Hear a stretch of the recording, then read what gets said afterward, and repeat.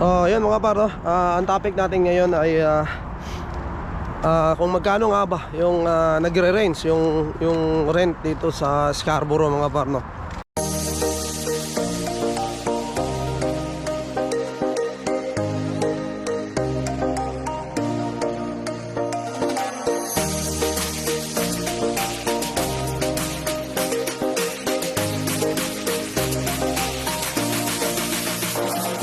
Dos Davao del Sur nandito. Oh, Canada.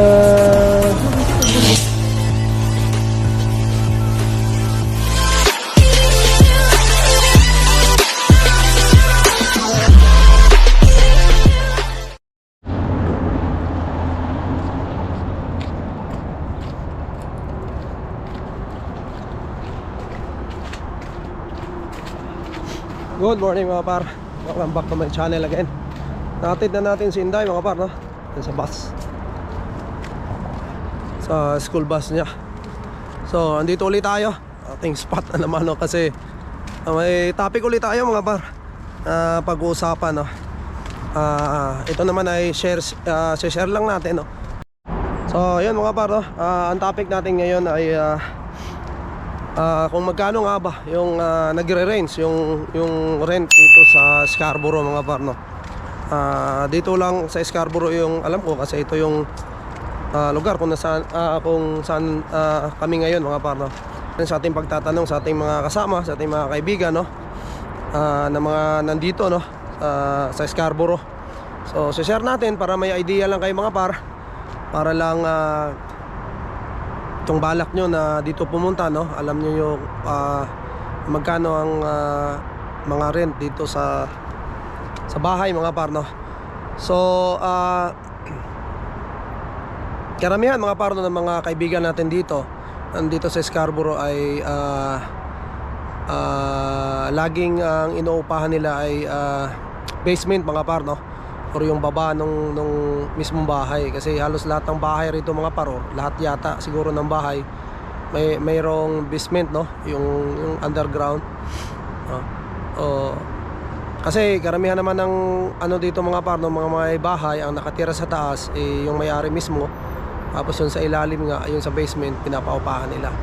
So depende na lang mga par, no? Minsan ginagawa rin ng mga nagpapaupa, hinahati nila mga par, no? O yung basement nila may sharing mga par, kasi hindi rin kaya ng isang couple, no?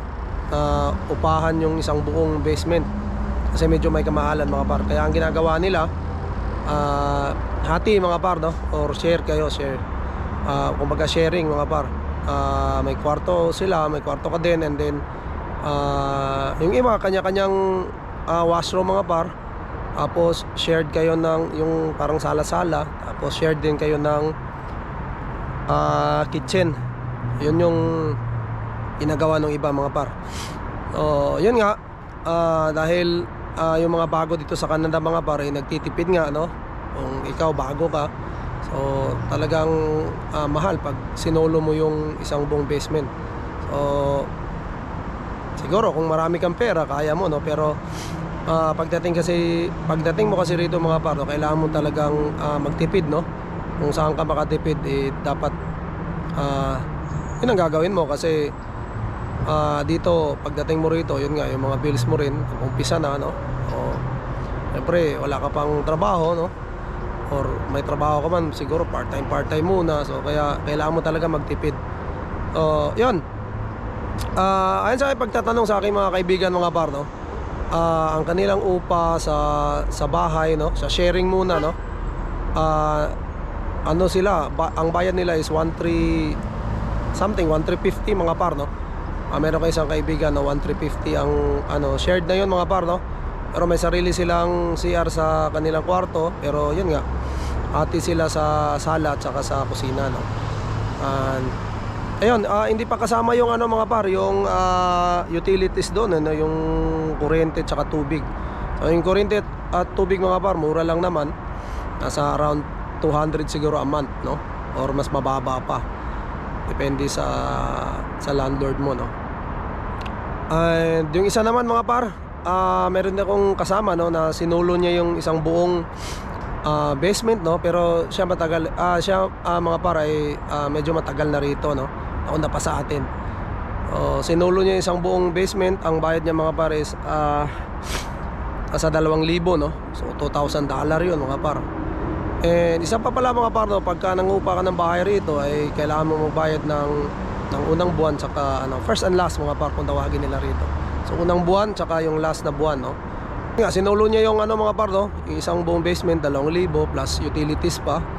Nasa yun nga 150 yung sinabi niya, so to 150 every month. So napakalaki yun mga par, no. Kung sa kagaya namin na student yung asawa, kasi alam naman natin mga par, yung student is lang, yung limited lang yung hours ng trabaho, no, kasi bawal nga magtrabaho mga par yung mga student ng more than 24 hours sa ngayon mga par, no. So talagang yung 24 hours sa student mga par ay lang yun, pamasahe nga lang yun, tsaka konting pangulam-ulam.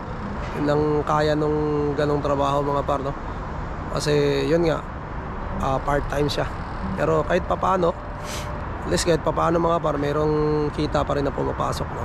Yung kaibigan ko naman yun ay nagtatrabaho naman, medyo maganda naman yung sweldo, kaya ayun, kaya nilang bayaran yung mga par. Pero sa katulad ng mga bagong dating sa Canada mga par is talagang kailangan magtipid, no, and kailangan makahanap kayo kung kaya nyo mag shared muna, no. Yun, gawin nyo mga par, no, taste muna. Ang importante mga par, no, hanapin nyo yung shared room, kwarto na may sarili kayong CR o may sarili kayong washroom, kasi importante yun. Hindi maganda yung pati washroom shared pa rin kayo, no. Paano na pagka syempre kailangan mo ng maligo, kailangan mo ng magbawas mga par, no, may tao pa sa loob, no. And isa pa, hindi mo kilala yung anong kahati mo, no? Swerte mo kung kakilala mo sila, no. Pero maramihan dito mga par, hindi kayo magkakilala, no. So ayun ang halos ginagawa ng mga Pilipino rito mga par, no, nagsi-shared room para makatipid. Kasi talaga naman mga par, no, yung bahay kasi parang mo lang, tulugan mo lang. So importante may mauwian ka, no, pag winter hindi malamig mga par, no. Hindi ka maano sa lamig, no, pag nasa loob ka ng bahay po, no, may heater. Siyempre pag summer may aircon din. Yun ang mga importante, no. Yung naman pagluluto ng pagkain, wala namang problema mga par, pwede nga bumili, maraming mabibilhan dito mga par, no. Or gusto mo magluto, mag-usap lang kayo nung mo, luto ka, no. Mayroon din mga pangyayari mga par na magkakilala sila, shared room sila, no. Mas maganda yung samahan nila, no, sila bigayan. Minsan nagluluto sila para sa lahat mga par, no. So sila, palitan sila, schedule sila. So depende sa usapan din mga par. So yun nga, ang sa akin lang, kung bago kayo dito sa Canada, yun, hanapin nyo yung mga shared room, or huwag munang mag solo, no, kung talagang nagtitipid kayo.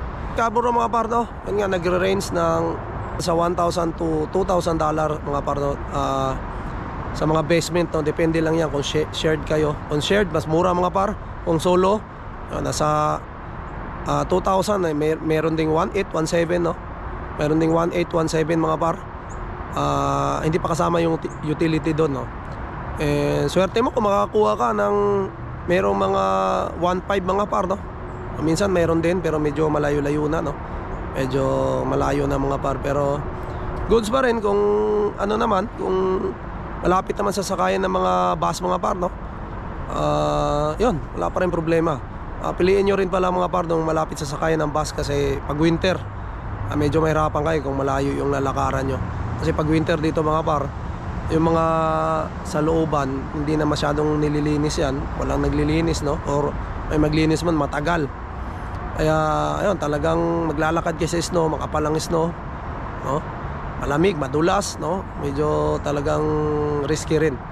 So yun, isa yan sa tips sa mga par, no, pagka kumuha kayo ng bahay malapit sa sakayan ng bus, no, or malapit sa mga yung bus dito mga par, no, dito sa Toronto dito sa Scarborough. Yung bus ay yung TTC bus mga par ay marami po, walang problema sa bus dito, no. Hanggang maraming bus pag TTC, no?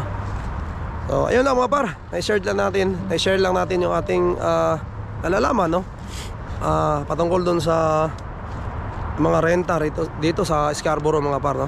So ayun, maraming salamat mga par, no, sa lahat ng mga bagong subscriber, sa lahat ng nag-comment mga par, no. Maraming salamat. Kung may alam kayo mga par, no, kung may share kayo na kung magkano ring upa, no, yan banda sa inyo, no, pwede kayo mag-comment sa baba mga par, no. Ito ba yan sa Scarborough mga par or sa ibang lugar? So pwede kayo mag-comment sa baba mga par, no, para malaman din natin at para mabasa rin ng ating mga kababayan, no. Para may idea sila mga par kung magkano rin yung mga rent nyo dyan sa mga bahay nyo mga par, no? So ayun lang, good luck sa ating lahat mga par, no? Kami naman ay hindi pa rin talaga stable dito, no? Hindi pa rin kami PR, no? Pero yun nga, bibigay tayo ng mga tips, no? Ng mga sariling karanasan natin dito sa Canada para makatulong sa ating mga kababayan din na mga bago, no? Or may balak na pumunta dito sa Canada. So good luck sa ating lahat mga par, no? And gusto ko lang i-shoutout mga par, umpisa pa daw nanonood na siya sa atin, no? Nasa Pilipinas pa siya. Isa rin kabaro natin, no? Nag-message sa atin sa Messenger, no? Sabi niya dito mga par, sa barko din ako galing par, dumating kami dito nung December lang, no? So bago lang siya mga par. Yun, maraming salamat par, no? Si Par Logan Troha. Shout out kay Par Logan Troha, no? Isa rin kabaro natin, no? Isa yung seaman, no? Yun, tingin ko na ipagsapalaran din siya dito katulad natin, no? Maraming salamat mga par, no? Siguro dito ko muna tatapusin na kayong vlog, no?